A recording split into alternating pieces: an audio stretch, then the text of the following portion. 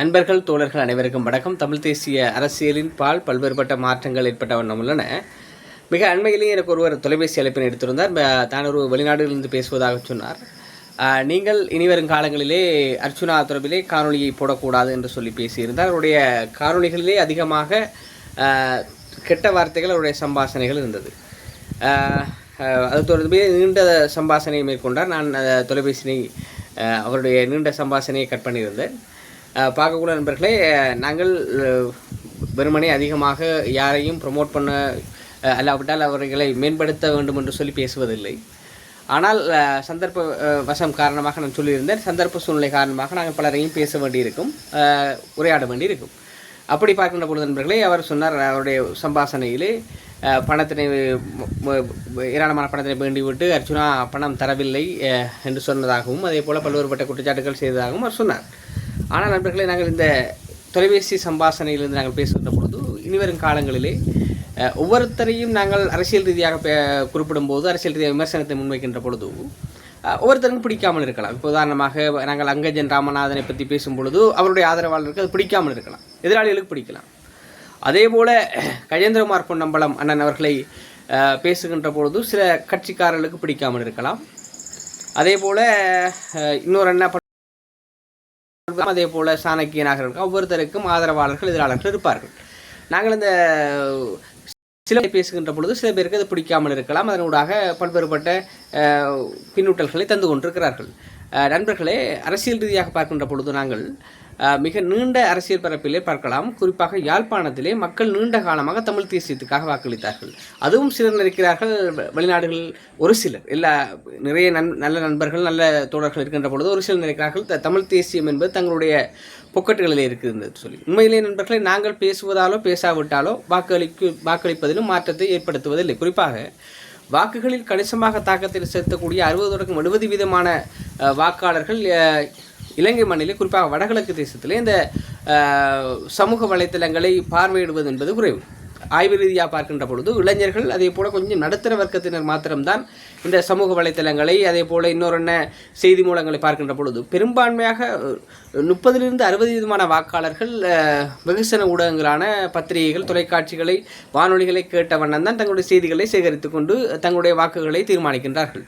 ஆனால் ஒரு சிலர் நினைக்கிறார்கள் நாங்கள் பேசினால் வாக்குகள் மாறிவிடும் என்று சொல்லி. நாங்கள் பேசினாலோ பேசாவிட்டாலோ வாக்களிப்பும் விதம் என்பது, முறை என்பது அது மக்களிடம், தமிழ் தேசியம் யாருடன் பொக்கெட்டுகளில் இருக்கின்றது என்று பார்த்தால் தமிழ் தேசியம் அங்கு வாக்களிக்கின்ற வடகிழக்கில் வாழ்கின்ற அதே போல இலங்கை தீவில் வாழ்கின்ற மக்களின் பொக்கெட்டுகளில் தான் அவருடைய தமிழ் தேசியம், அவருடைய கைகளிலும் கீறுகின்ற யோசனையில்தான் தமிழ் தேசியம் இருக்கிறதை ஒழிய எங்களிடம் யாரும் இல்லை. தமிழ் தேசியம் என்பது மக்களிடம்தான் இருக்கிறது. சிலர் நினைப்பதை போல இன்னொரு தரப்பினரும் தமிழ் தேசியம் என்பது இல்லை.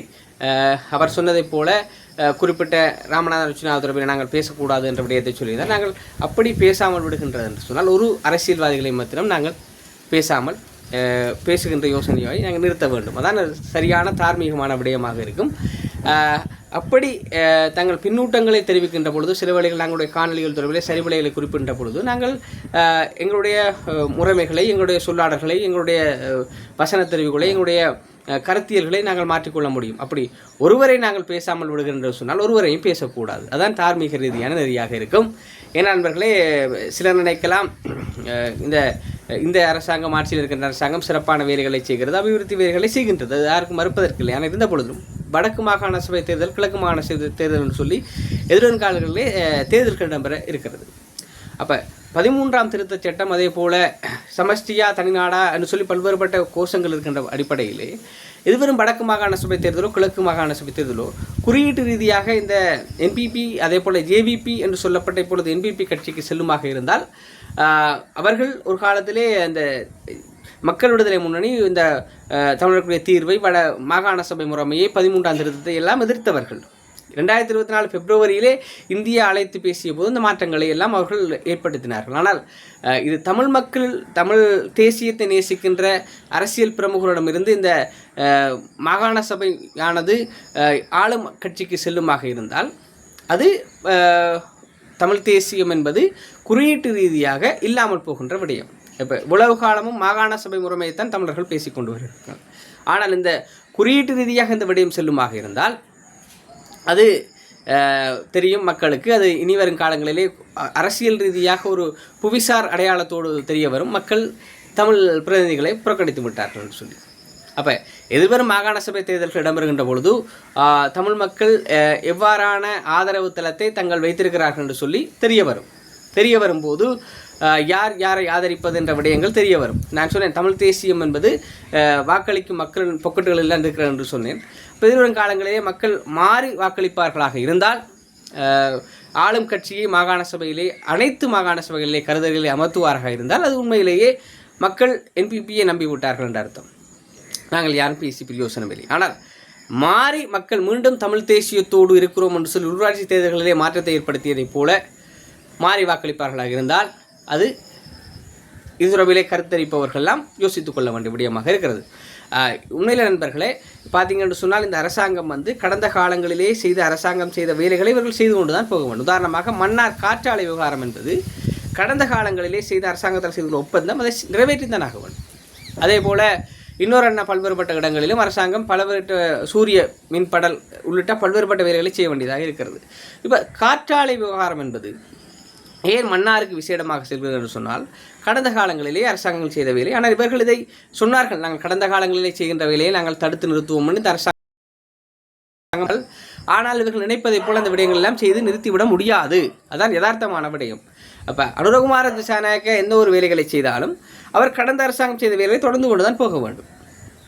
பார்த்தீங்கன்னு சொன்ன வடிவாக தெரியும், மன்னார் தீவு என்பது மிகவும் பலமான மக்கள் பிரதிநிதித்துவம் இல்லாத இடமாக இருக்கிறது. செல்வம் அடைக்கலநாதன் இருக்கிறார், அவர் ஓரளவு தான் பேசுகிறார். ஆனால் பலமான இப்போ நாங்கள் வடக்கிலே இருக்கின்ற ஆட்களை பார்த்தீங்கன்னா சனியும் கயந்திரமார் பொன்னம்பலம் அர்ச்சுனா போன்றவர்கள்லாம் அதிகமாக பேசக்கூடியவர்கள். ஆனால் மன்னார் இந்தியாவின் விருப்பத்தோடு காற்றாலைகள் வருகின்றது. மக்களின் எதிர்ப்பை மீறி காற்றாலைகள் நிறுவுகின்ற வேலைகள் இடம்பெறுகிறது. அப்போ மக்கள் பிரதிநிதித்துவம் என்பது மிகவும் குறைவாக இருக்கின்ற பொழுது, மக்கள் பிரதிநிதித்துவம் என்று சொல்வதை விட மக்கள் பிரதிநிதிகளின் தொகை என்பது எந்த இடங்களில் குறைவாக இருக்குமோ அந்தந்த இடங்களில் அரசாங்கம் நினைப்பதை செய்ய முடியும். ஏன்னா நான் சொன்னேன், கடந்த அரசாங்கம் செய்த வேலைகளை நினைப்பதை போல் நிறுத்த முடியாது. IMF ஐரோப்பிய ஒன்றியத்தின் வரைவிலே அதன் திட்டங்களிலே மாற்றத்தை ஏற்படுத்த போகின்றோம் என்று பேசிய அரசாங்கம் அவர்களால் செய்ய முடியாது. சில விடையே உண்மையான விஷயம். இப்போ அனுரகுமார் திசாநாயக்க மன்னாரில் காற்றாலையை நிறுத்தணும்னு தனிப்பட்ட ரீதியாக நினைச்சாலும் அவர் ஜனாதிபதி கதிரையில் இருந்து ஒன்றும் பாடையிலாது. ஜனாதிபதி கதிரையில் இருந்தால் அந்த வேலையை செய்தாங்க. இப்போ நானோ யாரோ ஒரு ஜனாதிபதி கதிரைக்கு இப்போ பார்க்கின்றவர்கள் பேசுகின்ற நீங்கள் யாராவது ஒரு ஜனாதிபதி கதிரைக்கு போனாலும் அமைச்சரவை தீர்மானத்தின்படி வேலைகளை செய்துதான் ஆக வேண்டும். அப்போ அரசாங்கம் எதிர்ப்பு இருந்தால், அதாவது மக்கள் பிரதிநிதிகளுடைய இல்லை மக்களுடைய எதிர்ப்பு இருந்தால் திட்டங்களை ஒரு சாட்டு சொல்லலாம். மக்கள்கிட்ட எதிர்ப்பு இருக்குன்னு சொல்லி. இப்போ மன்னாரில் பார்த்தீங்கன்னு சொன்னால் என்னதான் போராடினாலும் மன்னாரில் அது வந்தே ஆகும். ஏன்னா ஆரம்பத்திலேயே அவர்களை தடுத்து நிறுத்திருக்க வேணும். ஆனால் இது யாழ்ப்பாணம், மட்டக்களப்பு, அம்பாறை, திருவோணமலை போன்ற பல்வேறுபட்ட பிரதேசங்கள் இந்த விடயங்களை அமுல்படுத்தும் போது யோசிப்பார்கள். ஏன்னு சொன்னால் எந்த அரசாங்கம் ஆட்சியில் இருந்தாலும் பார்ப்பார்கள் மக்கள் பிரதிநிதிகளுடைய செல்வாக்கு எப்படி இருக்கிறது, மக்கள் எப்படி எதிர்த்து குரல் கொடுக்கிறார்கள் பார்த்து தான் சில திட்டங்களை அமுல்படுத்துவார்கள். மன்னாரிலே பலமான பிரதிநிதித்துவம் இருந்து ஆரம்பத்திலேயே போராட்டங்கள். உதாரணமாக நாங்கள் திருவோணமலையை எடுத்து பார்த்தால் திருவோணமலையிலே அனல் மின் நிலையம் முயற்சி எடுக்கப்பட்டது. சம்பந்தனும் அந்த ஆட்சியில் இருந்தார். சம்பந்தன் ஆட்சியில் என்று சொல்வதை விட பார்லமெண்ட் கதிரில் இருந்தார். அப்போ அந்த காலகட்டங்களிலே இளைஞர்கள் தன்னார்வமாக குரல் கொடுக்க போராட ஆரம்பித்தார்கள். அந்த இளைஞர்களுக்கு ஆதரவாக இருந்ததார்னு சொன்னால் அனுரகுமார் திசாநாயக்க கட்சி. அதில் குறிப்பாக அருண் கே மச்சந்திரா திருவோணமலையில் இருந்தார். அப்போ அனுரகுமார் திசாநாயக்க கட்சியும் பலமாக குரல் கொடுத்து மன்னார், அதாவது திருவோணமலை அனல் மின் நிலைய திட்டத்தை நிறுத்தினார்கள். அப்போ அரசாங்கம் அதை கொண்டு வர எத்தனித்தாலும் எதிர்ப்பு இருந்தால் அது நிறுத்தப்படும். அப்போ யாழ்ப்பாணத்தில் எதிர்வரும் காலங்களிலே முற்றுமுழுதாக என்பிபியினுடைய ஆட்சி நிறுவப்படுமாக இருந்தால் அரசாங்கம், அதான் நான் சொன்னேன், அனுரகுமார திசாநாயக்க சில விஷயம் கூடாதுன்னு நினைச்சாலும் கடந்த அரசாங்கங்களோட தீர்மானத்தை மாற்றம் செய்ய முடியாது, அமுல்படுத்தி தான் இருக்க வேணும். அப்போ மக்கள் ஆர்ப்பாட்டக்காரர்கள் அதே போல் பிரதிநிதியுடைய எதிர்ப்பு இருந்தால் திட்டங்களை பேசாமல் நிறுத்தி சாட்டு சொல்ல முடியும் நிறுவனங்களுக்கு ஒப்பந்தங்களை நாங்கள் இப்பொழுது அமுல்படுத்த முடியாதுன்னு சொல்லலாம். ஆனால் மன்னாரில் பலமான பிரதிநிதித்துவங்கள் இல்லாதபடியா மன்னாரை நீங்கள் பார்க்கலாம். கடந்த காலங்களில் வைத்தியசாலைகள் இடம்பெற்ற விவகாரமாக இருந்தலாம், இந்த விடயங்களாக இருக்கலாம். எதிர்வரும் காலங்களில் நீங்கள் பார்க்கலாம். இப்போ தென்னிலங்கையில் போதிய காற்று, இப்போ கம்பாந்தோட்டை உள்ளிட்ட பல்வேறுபட்ட இடங்கள், நீர்கொழும்பு உள்ளிட்ட பல்வேறுபட்ட இடங்களில் இந்த காற்றாலை நிறுவதற்கு போதிய வாய்ப்புகள், காலநிலைகள் இருக்கின்றன. இருந்த பொழுதுமே மன்னாரை கொண்டு செல்கிறார் என்றால் இந்தியாவோட விருப்பத்தோடு. கடந்த காலங்களில் மக்கள் பிரதிநிதித்துவம் உறுதியாக இருந்திருந்தால், மக்கள் பிரதிநிதிகள் பலமாக இருந்திருந்தால் அந்த விடயங்கள் நடந்திருக்காது. பார்த்தீங்கன்னு சொன்னால் மன்னாரில் மஸ்தான் இருக்கார். மன்னார், அதாவது இந்த வன்னி தேர்தல் தொகுதியோட இடங்களில் மஸ்தான் இருக்கார். மஸ்தான் அவர் தெரியும், உங்களுக்கு தெரியும், அவர் மஸ்தான் வந்து பெருசாக குரல் கொடுக்காதவர். அவர் பணங்கள் கொடுக்கின்ற பொழுது அது சில பேசாமல் இருந்துடக்கூடும். இப்போ யாழ்ப்பாணத்தை ஒப்பிடும்போது செல்வம் அடைக்கலான அவ்வளோ பெரிய குரலாக இல்லை. செல்வம் அடைக்கலான குரல் கொடுக்கிறார். இருந்தாலும் யாழ்ப்பாணம் போன்ற செறிவான இடங்களிலே உள்ள குரல்களைப் போல, எதிர்ப்பு குரல்களைப் போல இல்லை. அப்போ அரசாங்கங்கள் அந்த வேலைகளை லேசாக செஞ்சுட்டு போயிடுவார்கள். இப்போ எதிர்வரும் காலங்களில் இந்த அரசாங்கங்கள் கடந்த அரசாங்கங்கள் தீர்மானத்தின் நீட்சியாக ஒரு சில வேலைகளை இப்போ காற்றாலை நிறுவத்தான் வேணும். சூரிய மின்படல் புதிதாக இவர்கள் கைச்சாத்திரப்பட்டு புதிதாக செய்ய வேண்டி வரும். அப்போ செய்ய வேண்டி வரக்குள்ள எதிர்வரும் காலங்களில் மாகாண சபையை முழுமையாக என்பிபி பக்கம் இருக்கும் என்று சொன்னால் எந்த ஒரு பிரச்சனையும் இல்லை. அதற்காக சில வேலைகளை செய்கிறார்கள். சிலர் வந்து கடந்த மஹிந்த அரசாங்கத்தில் பார்க்கலாம். மஹிந்த அரசாங்கத்துக்கு எதிராக குரல் கொடுக்கிறார்கள். அரசாங்கம் செய்த பிழைகளை சுட்டி காட்டியவர்களுக்கு எதிராக, ஊடகங்களுக்கு எதிராக போத்தல ஜெயந்தல், அசந்த விக்ரமதுங்க உள்ளிட்ட பல்வேறுபட்ட நபர்கள். இப்போ தமிழில் பார்த்தீங்கன்னு சொன்னால் தமிழையும் ஏராளமான நபர்கள், ஏராளமான ஊடகவியலாளர்கள் வந்து நசுக்கப்பட்டார்கள், கொலை செய்யப்பட்டார்கள், சில காணாமலாக்கப்பட்டார்கள். தப்பியவர்கள் ஒருவர் போத்தல ஜெயந்தம் அல்லது நடேசபுள்ள வித்யா உதயன் பத்திரிகை என்ற பிரதம ஆசிரியர். அப்படி மஹிந்த அரசாங்கங்கள் செய்த வேலைகள் போல ஒரு சிலர், எல்லா மக்களும் அப்படி அல்ல. பெரும்பான்மையான மக்கள் ஆரோக்கியமான மக்கள். நாங்கள் அந்த மக்களுக்காகத்தான் பேசி கொண்டிருக்கிறோம். மக்கள் சார்ந்து சில விடயங்களை மக்களை நம்பி செய்து கொண்டிருக்கிறோம். ஆனால் ஒரு சிலர் இப்படி எங்களை அச்சுறுத்துவது, எங்கள் கழுத்துக்களை நெரிப்பது, எங்களை நிம்மதியாக எங்களுடைய வார்த்தைகளை கட்டுப்படுத்துவது என்ற விடயங்கள் செய்கின்ற அடிப்படை நண்பர்கள், இவர்களுக்கான பரிசுகளை இயற்கையும் வரலாறும் நிச்சயமாக வழங்கலாம். இந்த காணொளி எங்களை எதிர்த்தவர்கள் பார்க்கக்கூடும். ஆனால் கடந்த காலங்களிலே பல்வேறுபட்ட அச்சுறுத்தல் மத்தியில் நாங்கள் பயணித்துக் கொண்டிருக்கிறோம். இலங்கை தீவிலே வந்து நாங்கள் நினைத்ததை போல இவ்வாறான விடயங்கள்லாம் பேசிவிட முடியாது. கருத்து சுதந்திரம் இருந்தாலும் பல்வேறுபட்ட அச்சுறுத்தல்கள் நேரடியாகவும் மறைமுகமாக இருந்து கொண்டு தான் இருக்கும். இப்படி இருந்த பொழுதும் எங்கள் குரல்களை பலர் அடக்க எத்தனிக்கிறார்கள். தமிழ் தேசியம் நாங்கள் இந்த விடயங்களை பேசாது இருக்கின்ற பொழுது தமிழ் தேசிய மக்கள் நாங்கள் பேசினாலும் பேசாவிட்டாலும் மக்களுக்கு தெரியும் விடயங்கள். மக்கள் யாரும் பலர் நினைக்கிறார்கள் மக்கள் மடையர்கள் என்று சொல்லி. நாங்கள் பேசாவிட்டால் அவர் ஒரு சில ஒரு பாராளுமன்ற உறுப்பினரோ ஒரு ஆள் தூத்துருவார் நினைக்கிறது போல இல்லை. மக்களுக்கு எல்லாம் தெரியும். கடந்த காலங்களில் யாரும் பேசியும் மக்கள் என்பிபிக்கு வாக்களிக்கலை. யாழ்ப்பாணத்தில் பார்த்தீங்கன்னா 3 MP சீட் யாரும் பேசலை, யாரும் பேசி மக்கள் வாக்களிக்கலை. கடந்த காலங்களில் தமிழ் தேசிய உணர்வை ஊட்டி பேசியவர்கள் இந்த விடயங்களையும் செய்யவில்லை. மக்களுக்கு வடிவாக தெரியும். நாங்கள் பேசி மக்கள் எதையும் செய்ய போவதில்லை. ஆனால் நாங்கள் ஒருவரை பேசாவிட்டால், அப்போ நான் ஏற்கனவே சொன்னது போல் ஒருவரையும் நாங்கள் பேசக்கூடாது. இனிவரும் காலங்களில் நாங்கள் அந்த வானொலிகளில் 3 மணிக்கு சொல்கிறதை போல் இந்த பூமியில் இந்த மாற்றம் வந்திருக்கு, இந்த சந்திரனில் இந்த மாற்றம் வந்திருக்கு, இந்த பூனை பேசுது, இந்த கிளி வந்து தங்கத்தை கொட்டுதுன்னு சொல்லி சில இந்த உலக நியதிகளைத்தான், உலக விடயங்களைத்தான் பேச வேண்டி வரும். எதுவாறு இருந்தாலும் குரல்களை ஒடுக்குகின்ற முயற்சி என்பது தமிழ் தேசியத்தை சாகடிக்க செய்யும் என்று மாற்றுக்கிறதுக்கு இடமில்லை.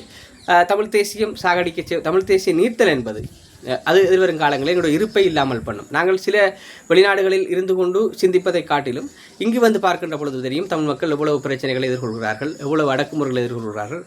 சாதாரணமாக தங்களது அன்றாட கர்மங்களை செய்வதற்கு கூட, அன்றாட பணிகளை செய்வதற்கு கூட பொருளாதார நெருக்கடி, அதே போல் பல்வேறுபட்ட அச்சுறுத்தல்கள். இப்போ நீங்கள் ஏராளமான புத்தக வெளியீடுகளுக்கெல்லாம் வருகின்ற பொழுது தெரியும், புத்தக வெளியீடுகள், உணர்வு அடையாளங்கள், நினைவேந்தர்களுக்கு பல்வேறுபட்ட விடயங்கள் நேரடியாகவும் மறைமுகமாகவும் இடம்பெற்றுக் கொண்டு தான் இருக்கிறது. சில விடயங்களை பகிரங்கமாக பேச முடியாது. அதனால் இவ்வாறான குரல்களை, எங்களுடையவர்களை எங்கள் குரல்களை ஒடுக்கச் செய்வது என்பது அது இயற்கையும் வரலாறும் அதுக்கான பதில்களை சொல்லிக் கொண்டிருக்கும். பார்ப்போம், தொடர்ந்து பேசுவோம் நண்பர்களே. நன்றி, வணக்கம். நான் உங்கள் செந்தூரன்.